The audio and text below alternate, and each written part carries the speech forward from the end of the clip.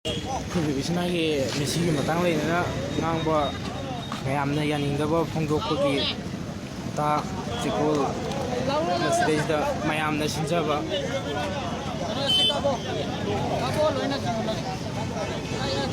ꯃꯦꯁꯤꯁꯤꯕꯨ ꯌꯥꯅꯤꯡꯗꯕꯒꯤꯗꯃꯛꯇ ꯃꯌꯥꯝꯒꯤ ꯄꯦꯟꯗꯕ ꯈꯣꯜꯂꯥꯎ ꯂꯥꯎꯕꯒꯤ ꯄꯥꯡꯊꯣꯛꯆꯕꯅꯤ꯫ ꯃꯁꯤꯕꯨ ꯃꯌꯥꯝꯅ ꯁꯄꯣꯔꯠ ꯇꯧꯕꯤꯌꯨ꯫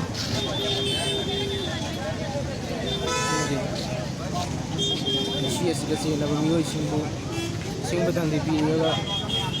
ꯑꯊꯨꯕ ꯃꯇꯝꯗ ꯃꯈꯣꯏꯕꯨ ꯄꯥꯅꯤꯁ ꯄꯤꯕꯤꯌꯨ ꯍꯥꯏꯕꯁꯤ ꯃꯌꯥꯝꯅ ꯍꯥꯏꯖꯔꯤ꯫ ꯃꯦꯁꯤ ꯑꯁꯤꯕꯨ ꯌꯥꯅꯤꯡꯖꯗꯦ ꯇꯁꯦꯡꯅ꯫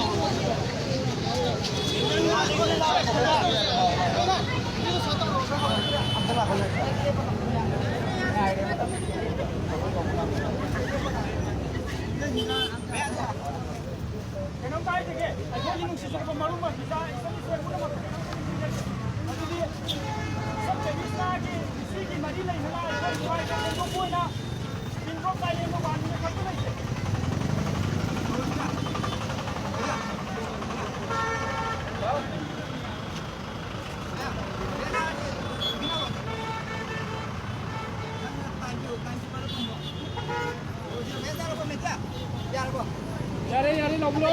नोई कॉन्डोलेंस हां तौगेब्रा या तौबिलो मैम कॉन्डोलेंस तौरी मैम पुकनिंग हक्चांग याउमिनजै।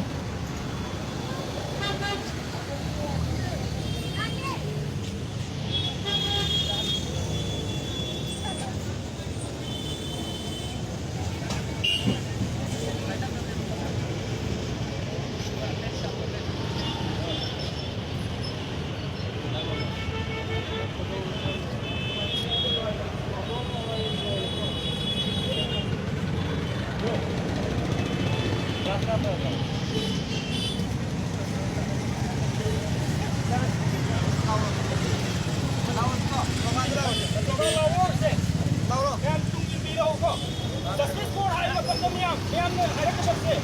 Justice for Demisna, Marala Yusi,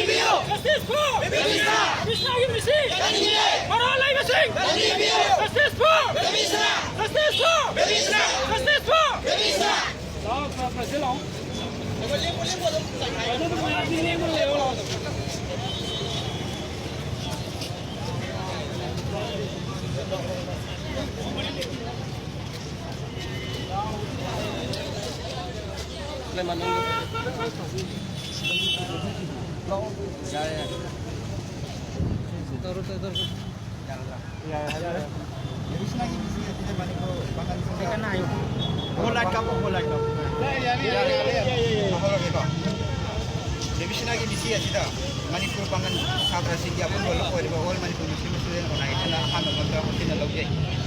bisi asida asi langala ki tubo ko mahuta asi ki government na samjau pai ba singbo kangkhat pagi mawongda kangkhat lai ba si han da amsona yani yo tigo kari atu matam da langala ki tubo tuna mara lai ba sing da DPU hot therapy PPU madu pi ba ki mahuta hotin dana thamba sina Khatra Mahiroi, kaya agi punci, so right to education मांगबगी थाकते लेरिबा सी अटूबदा government ना लाखिनबियो आमसोना मिसी असिदा करिगु मेग अमगते येंगेरि एडिशन आसे प्राइवेटाइजेशन ऑफ एजुकेशन माहिरै सिंगो लालोनबा अमदि माहिलोइसंग सिंगो सेंदो पाइबे सिंगी सेंदोम कांफम ओय उरपदगी victim amu oibani haina lawde aduna asigumba thogogasi justice hangan di haidara gadi ahan bada ikoina mara leiba sing ase hakko jara piba tangai phadaba lei aduga privatization of educational institution sing ase regulate to bama tangai phadaba lei education sing asida budget hengal handuna privatization ase thingna bona bama tangai phadaba lei haina haidare aduga aroi badai haidani madu देसीना तंखिलक